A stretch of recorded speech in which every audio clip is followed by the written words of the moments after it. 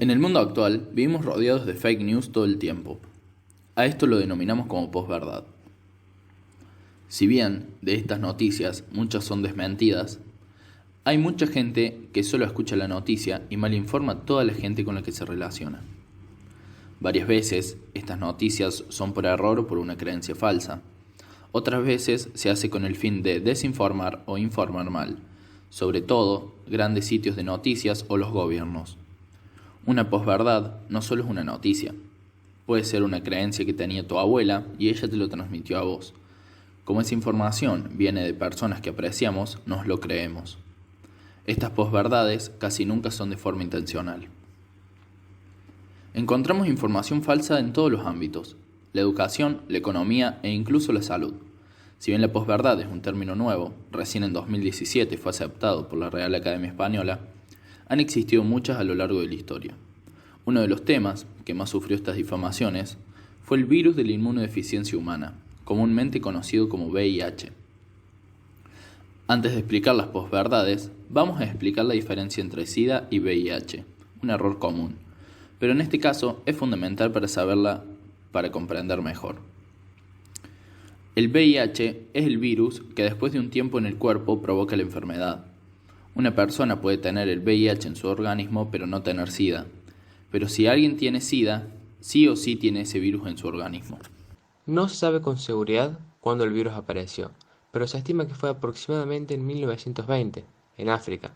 Aún así, no fue hasta 60 años después que en 1981 empezó la famosa Era del SIDA, y conjunto a esto empezó la primera posverdad, que solo era adquirida por los homosexuales, una de las mentiras más famosas que se dijeron de esta enfermedad. El descubrimiento del VIH surgió gracias a que unos doctores notaron una neumonía causada por un hongo y un tipo de cáncer causado por un virus al mismo tiempo, y a su vez notaron que la mayoría de los pacientes eran homosexuales sexualmente activos. Esta coincidencia llevó a que se creara la idea de que el SIDA era solo padecido por los homosexuales. Más tarde notaron que los consumidores de heroína, los inmigrantes haitianos y gente que había recibido transfusiones sanguíneas también padecían el virus. Debido a esto, surgieron teorías como la del Club de las 4H, nombre que hacía referencia a homosexuales, haitianos, hemofílicos y heroinómanos. También, antes que la enfermedad se llamara Acquired Immune Deficiency Syndrome, síndrome de la inmunodeficiencia adquirida, se llamaba Gay-Related Immune Deficiency, traducida al español como inmunodeficiencia relacionada a la homosexualidad. Esta posverdad no solo fue causada por la homofobia de la gente, lo cual era algo frecuente en esa época, también fue causada por un incompleto análisis de datos. A este error se lo denomina como sesgo de supervivencia. Esto sucede cuando en una investigación solo una cara del problema es analizada, en este caso pacientes homosexuales, y se deja de lado la otra cara, pacientes heterosexuales, generando así que se tomen conclusiones precipitadas. Otra posverdad de esta enfermedad fue la transmisión del virus. Al principio de la famosa era del SIDA, ni los médicos, y mucho menos la gente, sabían cómo se transmitía esta enfermedad. Por un lado, estaban quienes creían que se trataba de una enfermedad de homosexuales, y por otro, estaban quienes pensaban que se transmitían como un resfriado normal, generando así que las personas que tenían VIH sean alejadas de la sociedad, de sus grupos de amigos, etc. A diferencia de la anterior posverdad, esta no surgió por un error a la hora de analizar datos, sino que jugó un papel más importante, algo llamado el elogio de la incerteza. Como bien su nombre indica, esto tiene que ver con la incerteza, con la duda, lo cual es común en la ciencia, ya que nunca se puede estar 100% seguro de algo. En situaciones en las que la gente no entiende o desconfía de la seguridad de la ciencia, acude a sus propias creencias.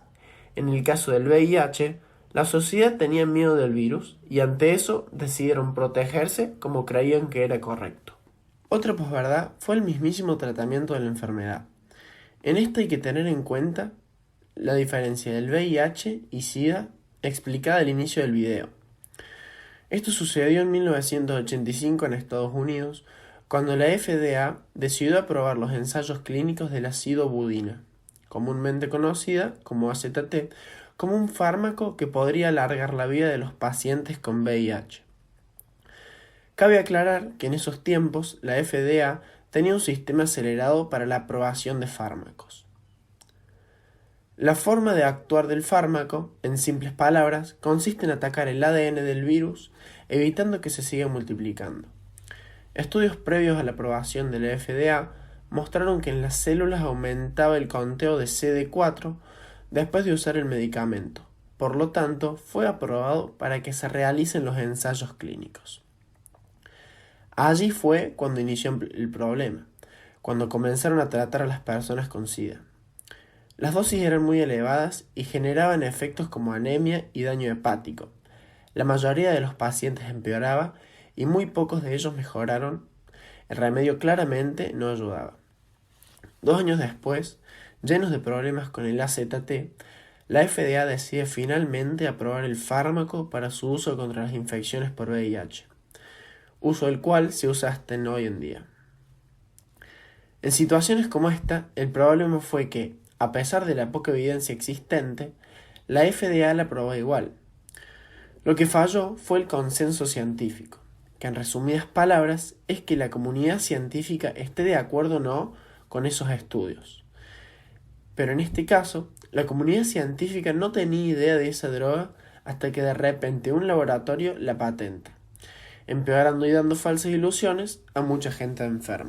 Una de las últimas posverdades que salieron sobre el VIH, aproximadamente en 2016, fue la de las frutas infectadas con SIDA. Por suerte, no duró mucho, ya que al poco tiempo había gente en internet refutándola, y ningún medio llegó a compartirla. Esta posverdad consistió en divulgar una imagen de unas bananas con manchas rojas, que pretendían ser sangre, acompañada de un texto que decía que la directora de la ONU advertía sobre eso. Esta noticia se difundió muy rápido, específicamente a través de redes sociales, como Instagram y Twitter. Aún así, no había ninguna evidencia de que esto fuera cierto, pero al verlo de amigos, familiares o gente en quien alguien confía, se seguía difundiendo. A esto se le llama una posverdad culposa, donde quien difunde la noticia no sabe que es falsa, pero cree en quien lo hizo. Nosotros creemos que las posverdades sobre temas graves no deberían existir. Lo único que logran es generar miedo e incertidumbre en las personas.